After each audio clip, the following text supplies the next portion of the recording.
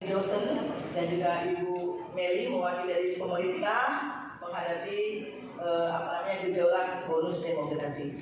Senang melihat lama tidak bersua, begitu bersua di sini masih kelihatan segar bugar. Saya adalah Ibu Meliana, bagian dari perjuangan beliau juga. Kami bersama dulu di Kota Prabu Mulih. Tapi itulah tadi lama tidak bertemu dengan beliau. Selamat datang Kak. Beliau juga bagian dari sejarah Kabupaten Muara ini masalahnya. Maka tentu beliau adalah bagian dari kita semua.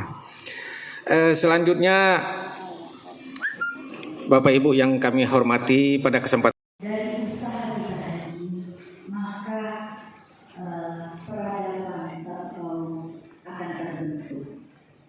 Tidak kecil kita berbicara tentang karakter yang harus selalu ditunjang oleh kearifan lokal dan lain-lain.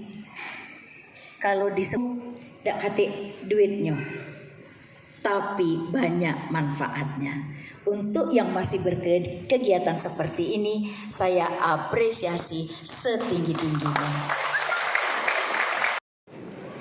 Tangannya Pak, tangan.